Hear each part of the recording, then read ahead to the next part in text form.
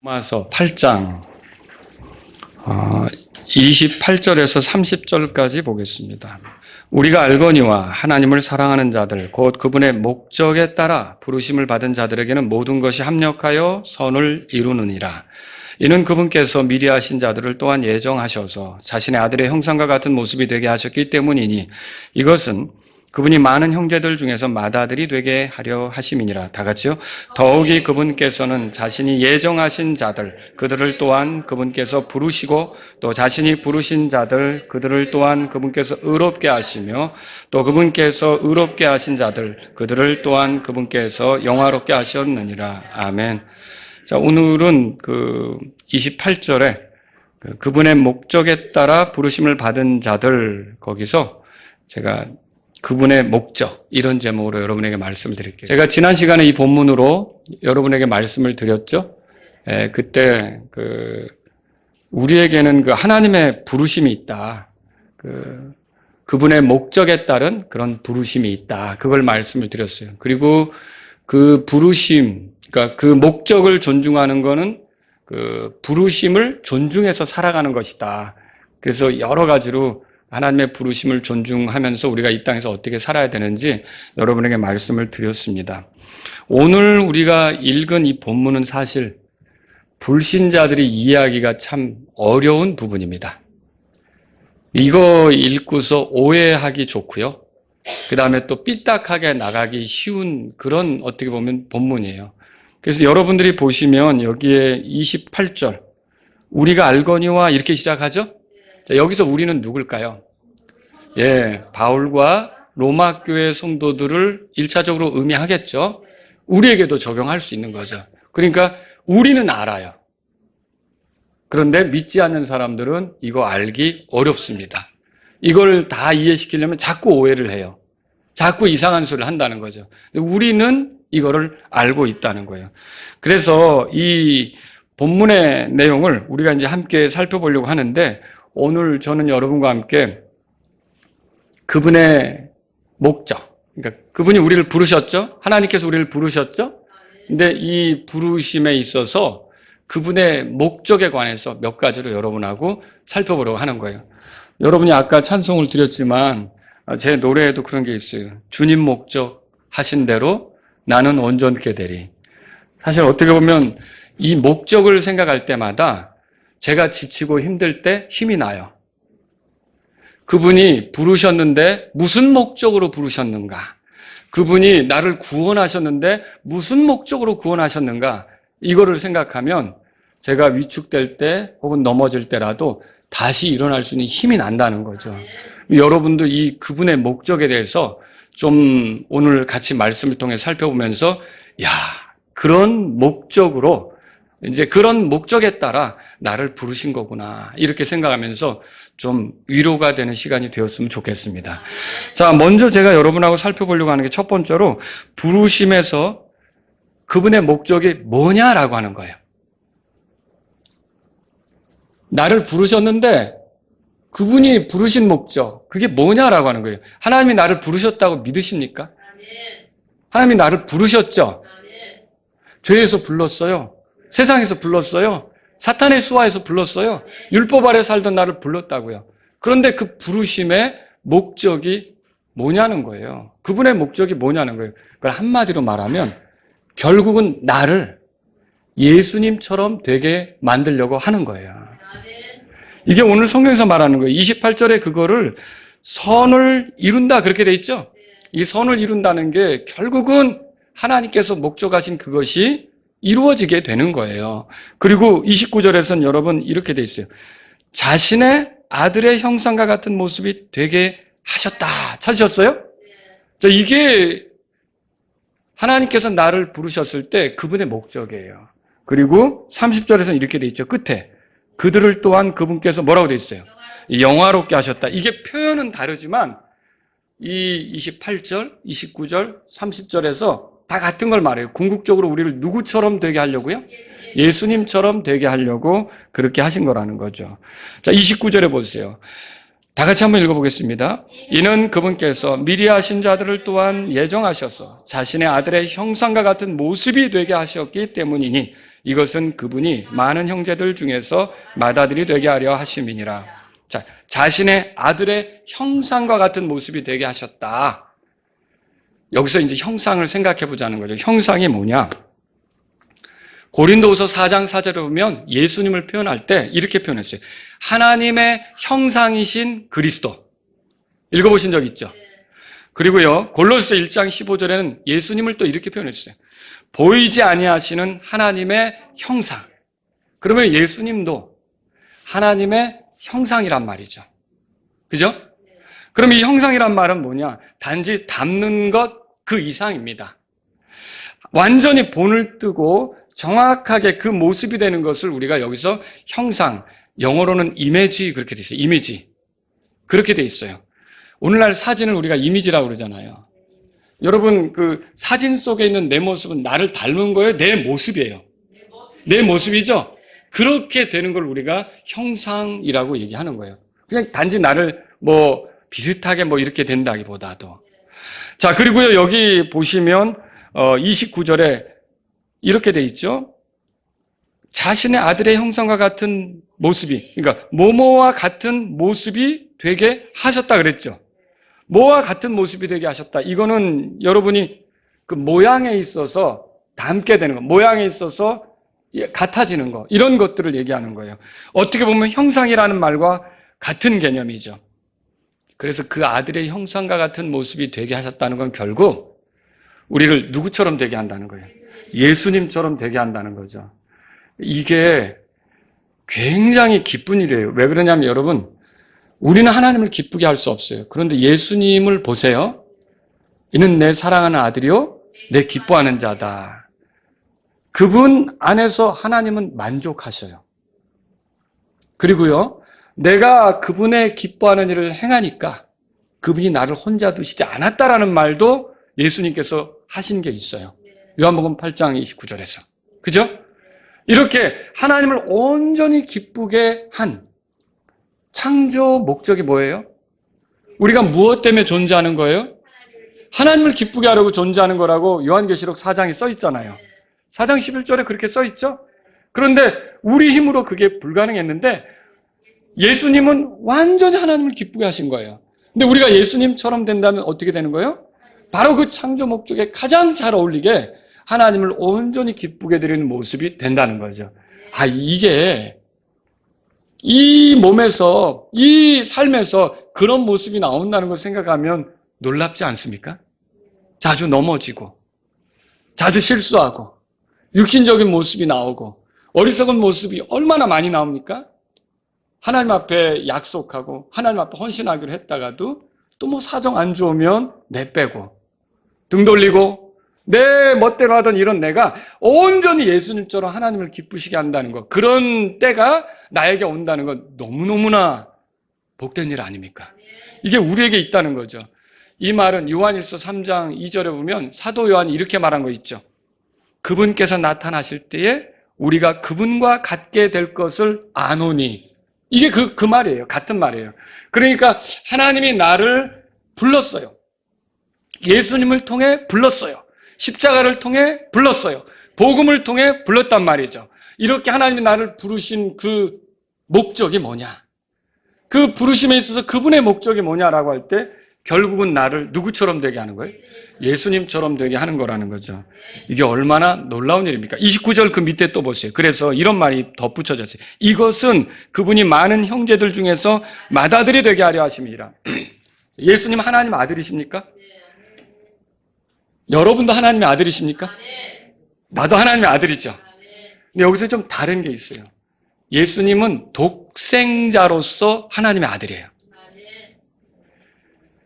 그런데 우리는 양자 삼으심에 의해서 하나님의 아들이 된 거예요. 그러니까 예수님은 원래 하나님의 아들이시고 우리는 하나님의 아들이라는 소리를 들을 자격이 없었어요. 그런데 데려다가 입양시켜서 하나님의 아들이 된 거죠. 근데 이렇게 둘 다 어쨌든 하나님의 아들인데 예수님은 독생자로서 하나님의 아들이시라면 나는 입양이 되셔 하나님께서 받아주셔서 그 하나님의 아들로서 불려지게 된 거죠. 근데 이 두 관계는 어떻게 된 거예요? 그분과 내가 이제 형제가 된 거예요. 그러면서 그분이 독생자이시지만 이제는 맏아들이 된 거예요. 그리고 나는 그분의 형제가 된 거죠. 근데 이게 놀랍게도 형제들이 성격이 좀 다른 것 같지만 그럼에도 불구하고 닮은 모습이 있어요. 여러분 그렇지 않습니까? 비슷하게 닮는 게 있어요. 그러니까 그 형제들 보고 저 두 사람은 형제 같다 이렇게 생각할 수 있는 거죠. 그것처럼 우리가 맏아들이신 그분의 형제가 된다면 결국 누구를 닮게 된다는 거예요. 예수님을 닮게 된다는 거죠. 이 표현도 결국은 궁극적으로 하나님께서 우리를 부르셨는데 그분의 목적이 뭐냐라고 할 때 그분을 닮는 거, 예수님처럼 되는 거, 이것이 그분의 목적이다라고 하는 것을 말해주기 위해서 이게 있는 거죠. 여러분 히브리서 2장으로 가보세요. 히브리서 2장 펴보세요. 여기서 우리가 예수님하고 우리와의 관계를 이렇게 볼 수가 있어요. 히브리서 2장 거기 11절에 보시면 보세요. 이는 성별하게 하시는 분과 성별된 자들이 모두 하나에서 났기 때문이라 그랬어요. 자, 성별하시는 분은 우리를 거룩하게 하시는 분이에요. 그리고 이제 성별된 자들은 우리가 거룩하게 된 사람들을 말하는 거죠. 그럼 예수님은 어떤 분이에요? 우리를 거룩하게 만드시는 분이에요. 우리가 거룩하게 되니까 우리의 다른 호칭은 또 뭐냐면 성도예요. 여러분 우리가 다 성도죠. 성도가 무슨 말이에요? 거룩한 물이잖아요. 자, 우리는 그런데 누가 우리를 이렇게 성도로 만들어 주신 거예요? 예수님께서 우리를 성도로 만들어 주신 거죠. 우리는 그분에 의해서 거룩하게 된 겁니다. 근데 여기 보면 모두 하나에서 났기 때문이라 그랬어요. 모두 하나에 속한 거예요. 예수님도 아버지께 속했어요. 그분의 독생자로서. 우리도 아버지께 속했어요. 우리가 양자가 되어서 그분의 아들이 되므로 그분께 속하게 된 거죠. 여러분 모두 하나에서 났기 때문이라. 이런 까닭에 그분께서 그들을 뭐라고 돼 있어요? 형제라 부르시기를 부끄러워하지 아니하시고. 자, 예수님이 여러분들을 뭐라고 부르시는 거야 이제? 예, 동선이 형제 이렇게 부르실 수가 있다는 거죠. 그게 부끄럽지 않은 거예요. 자, 이거는 굉장한 의미가 있는 거예요. 내가 그만큼 예수님하고 아주 가깝게 된 거죠. 또 결국은 같이 어울려 살면서 누구를 닮게 되는 거예요? 예수님을 닮게 되는 것을 그려주고 있다라고 하는 것이죠. 자, 로마서 본문에, 오늘 본문에 보면 그런 거 있잖아요. 자신의 아들의 형상과 같은 모습이 되게 한다? 그리고 뭐 영화롭게 한다 그랬는데 결국은 우리가 누구처럼 되는 거예요? 예수님처럼 되는 거죠. 우리를 형제라고 불러주신 그분처럼 되는 거죠. 그분처럼 되는 거예요. 자, 그거를 10절에서 보세요. 10절 다 같이 읽습니다. 이는 자신을 위해 모든 것을 히브리서 2장 10절입니다. 히브리서 2장 10절 읽습니다. 이는 자신을 위해 모든 것을 존재하게 하시고 또 자신으로 말미암아 모든 것을 존재하게 하시는 그분께서, 여기 그분은 하나님이셔요. 계속요. 많은 아들들을 영광으로 데려가시는 일에서 그들의 구원의 대장을 고난들을 통하여 완전하게 하심이 그분에게 합당하기 때문이라. 자, 구원의 대장 누구예요? 예수님이죠. 근데 그분을 통해서 우리가 이제 어떤 데로 나아가느냐? 많은 아들들을 어디로 데려가신다 그랬어요? 영광으로 데려가신다 그랬죠. 이 영광이 뭐냐는 거예요. 이게 우리가 결국은 영화롭게 되는 걸 얘기하는 거예요. 영화롭게 된다. 뭐 단어는 영화롭게 된다. 혹은 또는 뭐 영광스럽게 된다. 뭐 이렇게 표현은 될 수가 있겠지만 어쨌든 같은 걸 얘기하는 거예요. 우리가 영화롭게 된다. 이 예수님은 우리를 이런 데로 나아가도록 우리에게 오신 거예요. 우리를 부르신 거죠. 바울은 로마서에서 우리가 그분의 아들처럼 되는 것을 뭐라 그러냐면 장차 우리 안에 나타날 영광, 그 좋게 비교할 수 없다 뭐 그러면서 얘기했죠. 장차 우리 안에 나타날 영광, 그게 뭐예요? 여러분과 제가 언젠가 장차 예수님처럼 될 날이 있다라고 하는 거죠. 그걸 얘기하는 거예요. 분명히 예수님은 9절에 보세요. 자, 죽음의 고난을 당하셨죠. 9절 다 같이 읽습니다. 다만 우리가 예수님을 보나니 그분께서는 죽음의 고난을 받으시기 위해 천사들보다 조금 낮아지셨다가 영광과 존귀로 왕관을 쓰셨어요. 자, 예수님이 죽음의 고난을 당하시기 위해 사람이 되셨는데 이 사람이 되신 것은 그 육체를 가지신 모습은 천사보다 좀 못한 모습 같아요. 그런데 여기에 보니까 이것은 이렇게 끝나는 게 아니라 영광과 존귀로 왕관을 쓰셨다 그랬죠. 예수님은 부활하셔서 지금 영광과 존귀 가운데 거하시는 거죠. 이것은 그분께서 하나님의 은혜로 말미암아 모든 사람을 위해 죽음을 맛보고자 하셨음이니라. 우리 때문에 죽음을 맛본 거죠. 자, 우리가 그리스도와 연합했어요. 결국 이제 우리도 언젠가는 죽겠죠. 왜냐하면 천사보다 못한 이 육체를 가지고 있으니까. 근데 여러분, 이 구절의 말씀은 우리에게 뭘 얘기하느냐면 우리가 결국은 영광과 존귀 가운데 처해질 때가 있음을 보여주는 거예요. 누구 때문에? 예수님 때문에. 그래서 저와 여러분들은 여기서 그분이 나를 부르셨는데 그때 그분의 목적이 뭐냐라고 할 때 결국은 영광스럽게 되고 그리고 영화롭게 되고 누구처럼 되는 거예요? 예수님처럼 되는 게. 그래서 여러분과 제가 신앙생활의 방향을 정하셔야 돼요. 그 교회 다니면서 예수님 믿고 막 복 받는다, 뭐 거기에 막 가방 들고 다니면서 어디 가야 방언 터지나 뭐 이런 거 하면서 이런 거 할 거 아니라는 거죠. 우리의 관심은 어디 있어요?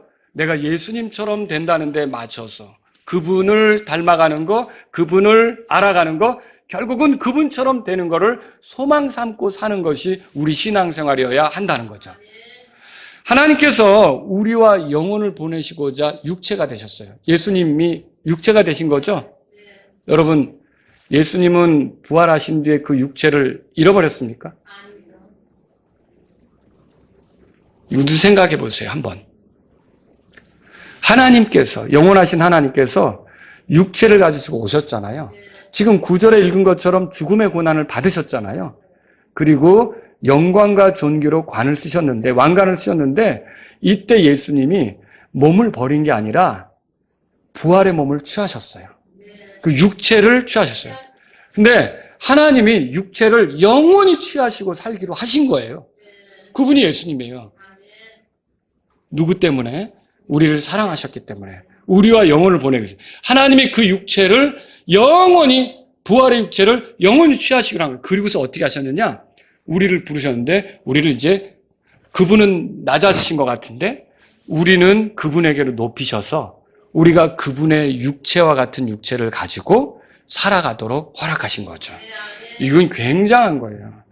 그분이 우리와 영원을 보내기 위해서 그렇게 우리와 소통하고 우리와 더불어 지내고 우리와 사랑을 나누고 우리와 평안하게 보내며 우리와 기쁨을 나누도록 하기 위해서 그분이 육체가 되셔서 영원히 육체로서 지내기로 하신 거. 대단한 거죠. 그리고 또 우리를 그 부활의 육체에 어울리도록 우리도 그렇게 변화시키는 거. 이것도 엄청난 거라는 거예요. 그래서 그분의 목적이 뭐냐? 하나님이 우리를 부르셨는데 그분의 목적은 다른 게 아니라 누구처럼 되는 거예요? 예수님처럼 되는 거라는 걸 여러분이 기억하셔야 돼요.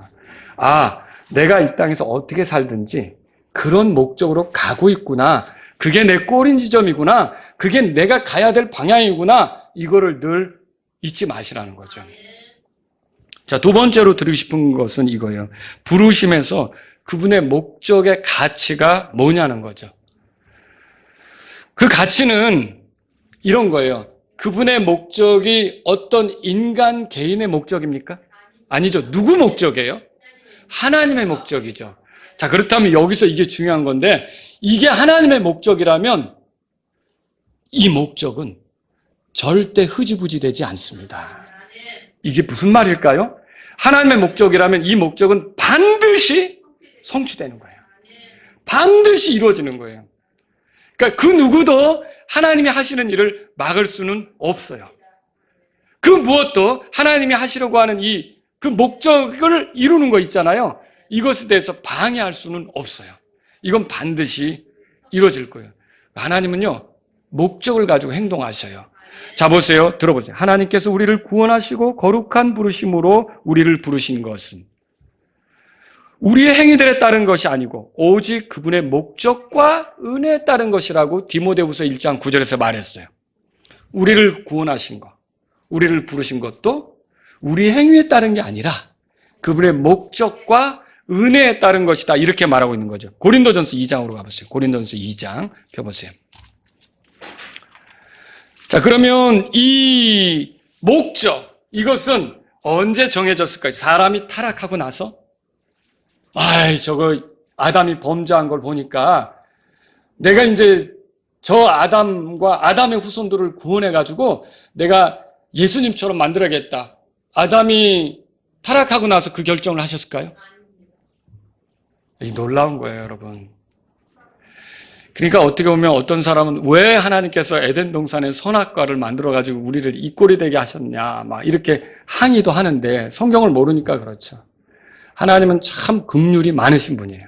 사랑이 많으신 분이에요. 이 고린도전서 2장 보세요. 거기 7절에 우리 다 같이 7절, 이게 하나님의 지혜에 대해서 말하는 거예요. 7절 읽겠습니다.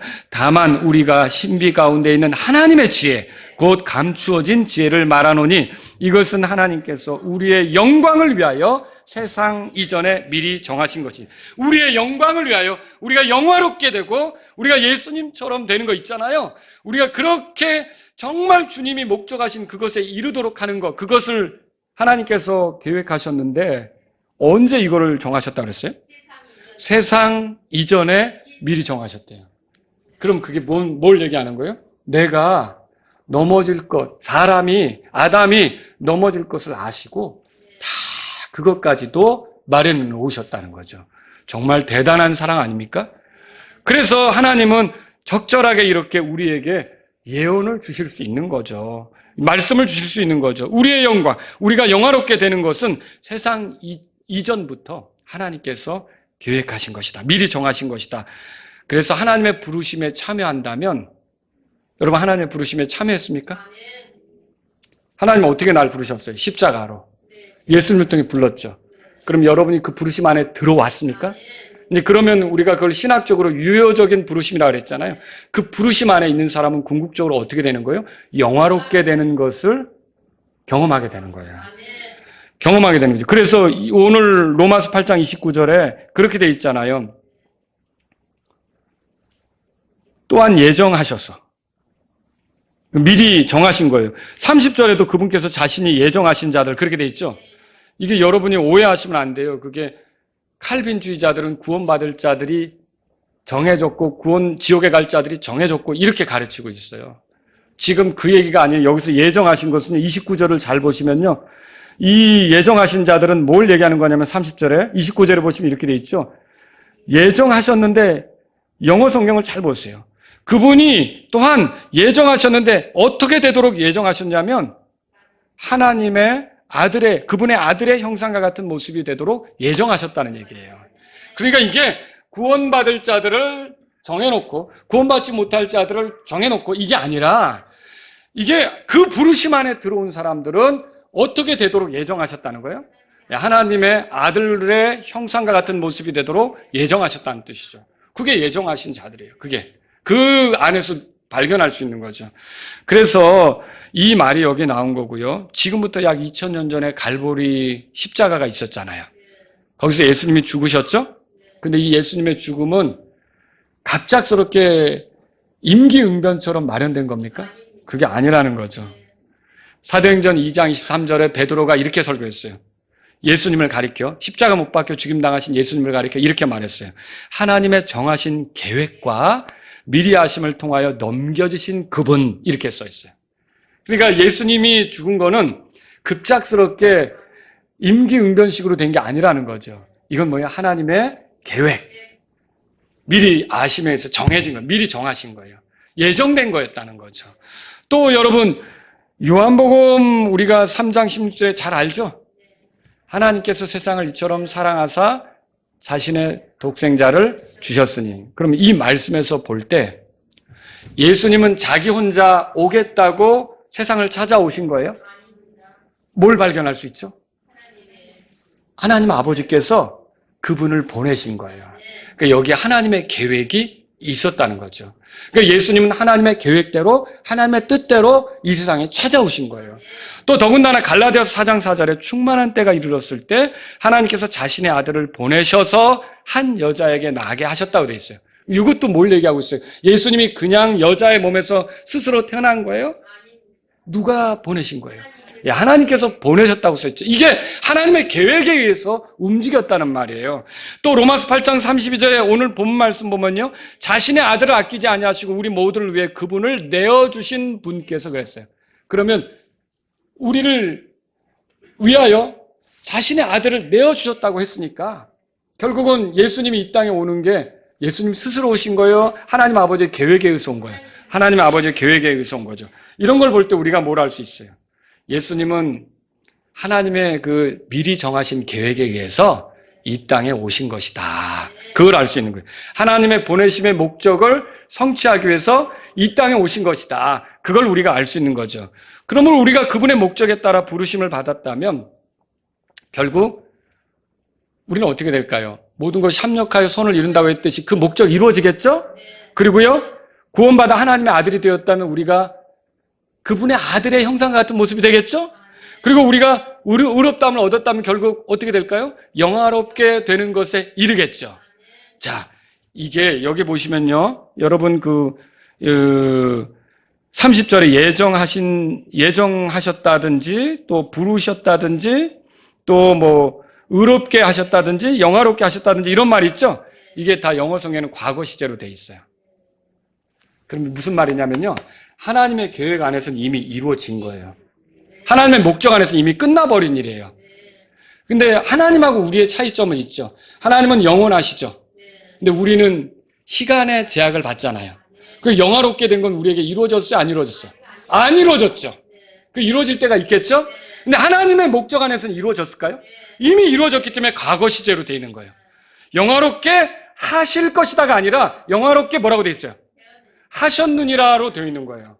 그래서 결국은 하나님의 목적은 그게 틀어지거나 안 이루어진다, 그게 없기 때문에 그냥 못을 박아버리신 거예요. 그러니까 여러분과 제가 이렇게 하나님에 의해서 부름을 받았다면 그분의 목적, 내가 그분의 아들처럼 되는 거는 이게 그분의 목적이 하나님의 목적이잖아요. 이거 틀어질 리가 없는 거예요. 그러니까 나는 완전히 그분의 목적에 참여한 자로서 그것을 경험하게 될 날이 있다는 거죠. 이게 얼마나 대단한 겁니까? 하나님의 목적은 반드시 성취됩니다. 자신이 하신 일들, 자신이 하실 일들, 이런 것들을 미리 이렇게 하나님이 알려주시는 거잖아요. 반드시 이루실 거기 때문에 그 미리 알려주시는 걸 우리가 예언이라고 그러잖아요. 하나님의 예언이 틀어지는 경우가 있어요? 없어요. 예수님에 관한 예언도 보세요. 얼마나 초림의 그 예수님에 관한 예언들이 성취되는가. 굉장히 정교하죠. 여러분, 하나님은 전능자이십니다. 하나님은 거짓말하지 않으십니다. 그래서 우리를 부르실 때 그분의 목적이 있다면 그 목적은 반드시 성취될 거예요. 근데 그게 결국 내가 예수님처럼 되는 거잖아요. 그거는 아직 나한테는 이루어지지 않았지만 하나님 목적 안에서는 이미 끝난 거죠. 그러니까 그게 나한테 올까요? 시간이 가면? 오죠. 오는 거예요. 그게 나한테 오는 거예요. 그래서 여러분, 우리가 알아야 될 게 구원을 잃어버릴까 봐 의심할 필요가 없는 거예요. 이거 생각하면. 그분의 목적이 하나님의 목적으로서, 거짓말하지 않는 분의 목적으로서, 전능하신 분의 목적으로서 분명하다면, 그게 또 나를 예수님처럼 되게 하는 거라면 나는 구원을 잃어버릴 이유가 없는 거예요.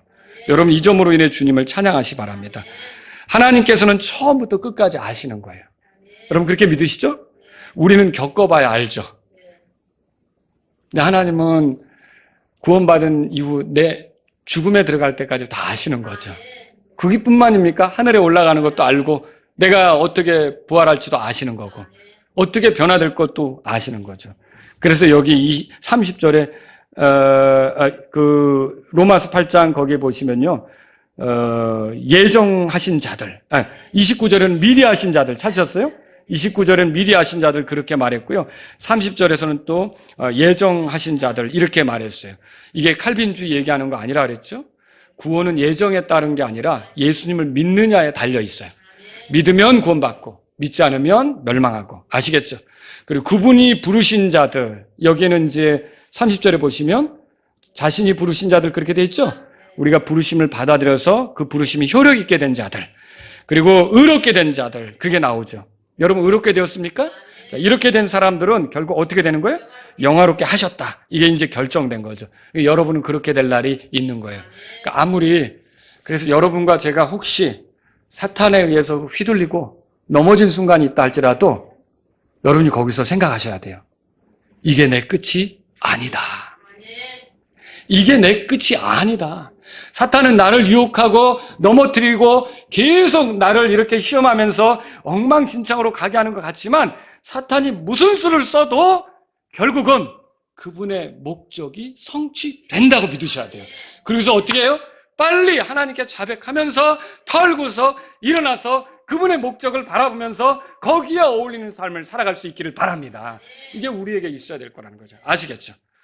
자, 여러분 그래서 영화롭게 하실 자들이라는 걸 우리가 알아야 될 거예요. 우리에게서는 그렇죠. 근데 하나님 편에서는 영화롭게 하셨어요.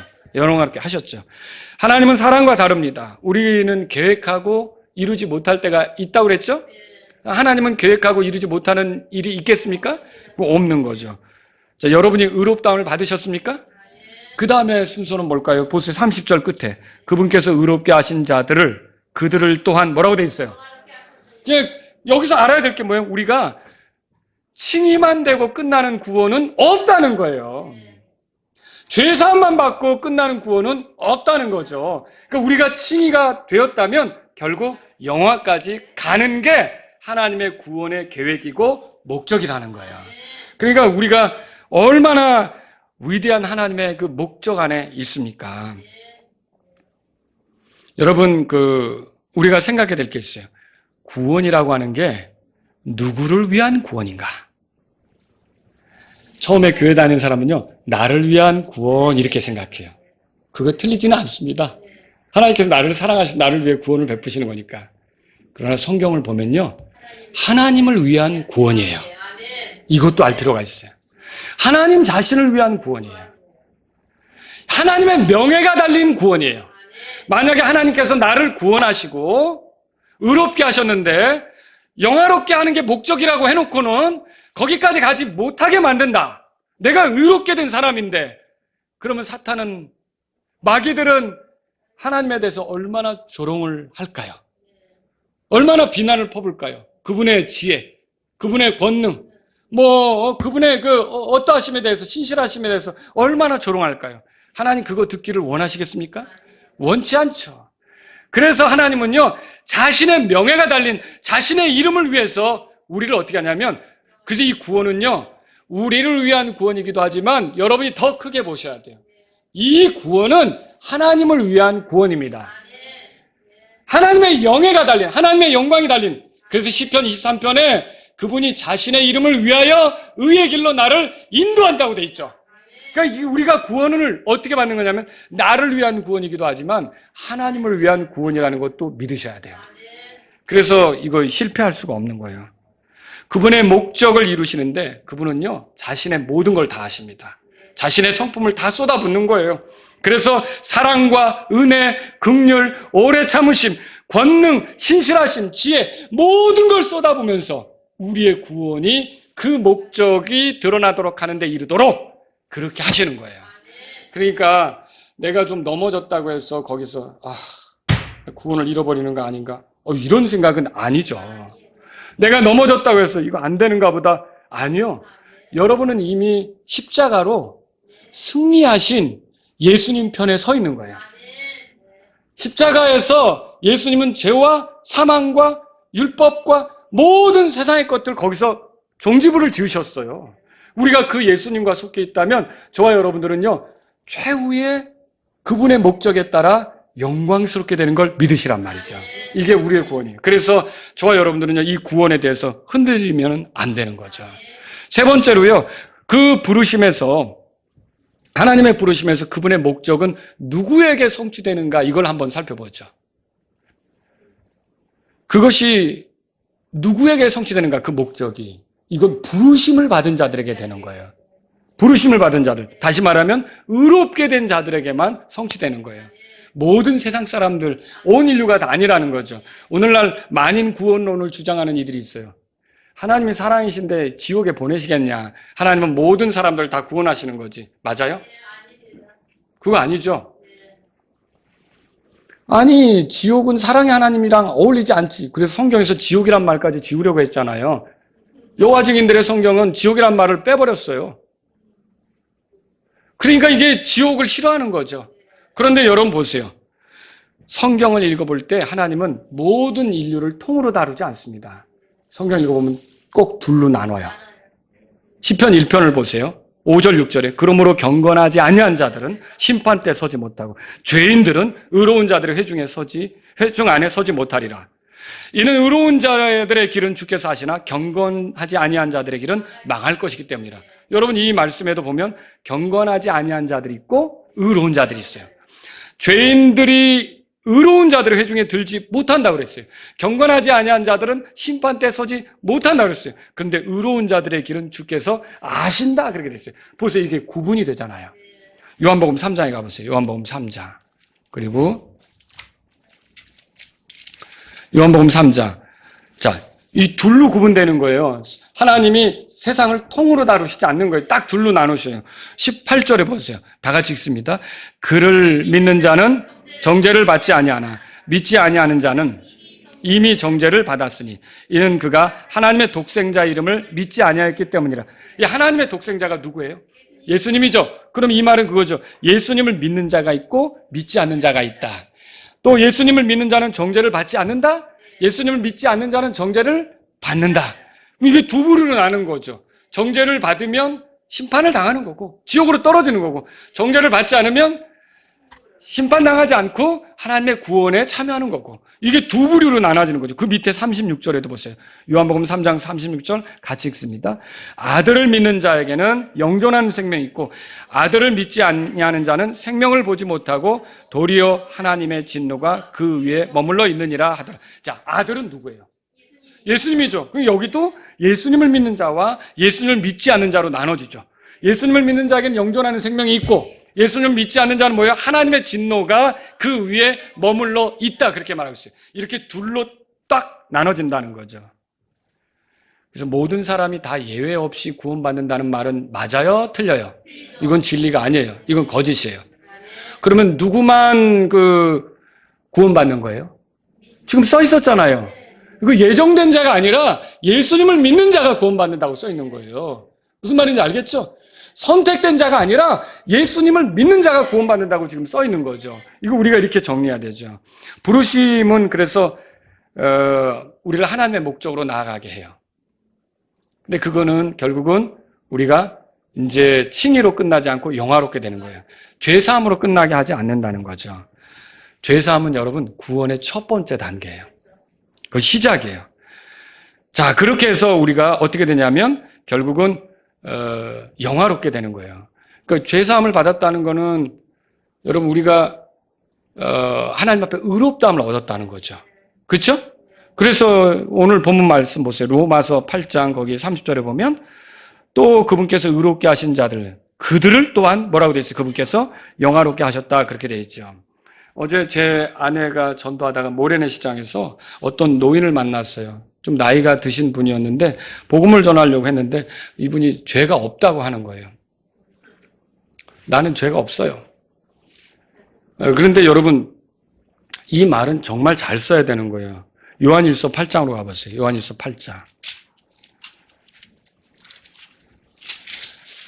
우리에게 죄가 있지만 예수님께서 우리의 죄값을 지불하셨기 때문에 우리의 죄에 대해서 하나님이 인정하지 않게 된 거죠. 그러니까 우리가 심판받을 죄가 없는 거지 죄를 지어놓고도 죄가 없다고 말하는 것은 옳습니까? 이건 아니죠. 근데 죄가 있다고 말하면 구원받지 못한 게 될까 봐 죄를 져놓고도 죄가 없다고 주장하는 거예요. 그럼 요한일서 이게 무서운 거죠. 그렇죠? 요한일서 1장 8절에 보세요. 만일 우리에게 죄가 없다고 우리가 말하면 우리는 우리를 스스로 속이며 또 진리가 우리 안에 없는 것입니다. 여기 우리는 누구예요? 사도 요한. 이걸 읽는 성도. 우리에게 적용한다면 성도들이죠? 우리는 성도죠. 근데 성도인데 죄가 없다고 말하면 그건 스스로 속이는 거예요. 진리가 우리 안에 있지 않다는 거죠. 칭의를 모르니까 그냥 죄 없다고 주장하는 거예요. 칭의는 뭐냐면 보세요. 내게 죄가 있는데 예수님의 예수님의 공로로 그냥 그 죄에 대해서 말하자면 심판받지 않게 되는, 그러니까 하나님께서 인정하지 않게 되는. 왜냐하면 예수님에게 심판이 집행됐기 때문에 그렇게 해서 나를 의롭다고 칭하는 거예요. 그거죠. 그래서 여러분과 제가 하나님 앞에 심판받을 죄가 없는 것이지, 죄를 져놓고 나 죄 없어, 내가 죄 있다고 말하면 구원을 잃어버리는 거야, 이거 아니라는 거죠. 9절 말씀 보세요. 9절에 만일 우리가 우리 죄들을 자백하면 그분께서는 신실하시고 의로우사 우리의 죄들을 용서하시며 또한 모든 불의에서 우리를 정결하게 하시느니라. 왜 용서받아? 이미 죄사함 받았는데 또 이렇게 얘기하죠. 여러분이 잘못했으면 하나님과의 관계 속에서 용서도 필요한 거 아닙니까? 10절에 보세요. 다 같이 읽습니다. 만일 우리가 죄를 짓지 아니했다고 말하면 우리가 그분을 거짓말쟁이로 만드는 것이며 또한 그분의 말씀이 우리 안에 없는 것이다.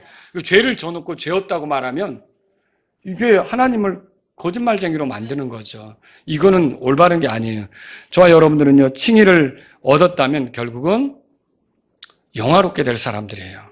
그리고 그 방향으로 나아가고 있어요. 그 방향으로 나아간다는 건 뭐예요? 자, 우리의 목적은 예수님처럼 되는 거죠. 그게 영화라 그랬죠. 자, 그 방향을 보고 우리가 하루하루 예수님을 드러내면서 사는 게 뭐예요? 성화죠. 성화. 그 성화나 영화는 누구에게 주어지는 거예요? 칭의를 얻은 사람에게 주어지는 거예요. 그래서 오늘 본문에 의롭다함을 얻은 사람에게 영화롭게 하셨다고 이렇게 써 있는 거죠. 그래서 결국 저와 여러분들은요, 죄를 짓고 뻔뻔하게 이렇게 살지 않는다는 거죠. 죄를 싫어하고 죄와 싸우고 죄를 멀리하고 이렇게 간다는 거예요. 말씀을 정리해 볼게요. 저는 지금 부르심에서 하나님의 목적이 이거라고 말했어요. 우리 어떻게 되는 거죠? 하나님의 부르심의 목적이 뭐죠? 예수님처럼 되는 거예요. 예수님처럼 되는 거. 그분의 목적은 성취될까요? 내 안에 성취될까요? 그 목적을 누가 세운 거예요? 하나님은 전능자죠. 거짓말하지 않죠. 지혜롭죠. 신실하시죠. 그거 충분히 이루실 수 있는 분이라는 거죠. 그래서 저와 여러분들이 이 세상을 살아가면서 영화에 이르지 못한다고 의심할 필요가 없어요. 그분의 목적이 그거라면 그분이 그걸 이룰 거예요. 그러니까 우리의 구원을 중도에 잃어버릴까 봐 겁낼 필요 있어요? 없어요. 여러분이 혹시 넘어졌다 할지라도 그때 어떻게 해야 돼요? 그분의 목적은 내가 영화롭게 되는 거지. 내가 여기서 주저앉을 수 없지. 그분의 목적을 향하여 일어서자 라고 털고 일어설 수 있기를 바랍니다. 그 부르심에 참여하는 것, 그 목적을 우리가 갖는 것, 그 길은 딱 하나예요. 딱 하나. 그게 뭡니까? 유일한 길이에요. 아버지께로 가는 길. 예수님밖에 없어요. 요한복음 14장 6절에 써 있죠? 자, 사도행전 16장 31절에도 빌립보 감옥에 간수가 물었죠? 나 구원받으려면 어떻게 해야 되지? 근데 뭐라고 말합니까? 주 예수 그리스도를 믿으라 그러잖아요. 여러분, 이건 방법이 다른 게 아니에요. 예정을 의지한다? 이거 아니라는 거죠. 선택받았다는 걸 의지한다? 이거 아니라는 거죠. 그냥 하나면 돼요. 예수님이 죄인인 나를 위해 이 땅에 오셨고 죄인인 나를 위해 죽었고 묻혔고 부활하셨고 그분이 흘린 피가 내 죄값이고 나를 정결하게 한다고 믿으면 여러분은 구원받는 거예요. 예수님을 믿으면 구원받는 거죠. 제가 복음을 전했을 때 이렇게 저에게 말한 분이 있어요. 지금도 그분을 위해서 기도가 나오는데 걱정하지 마세요, 목사님. 나는 하나님께서 선택하신 자니까 언젠간 돌아갈 거예요.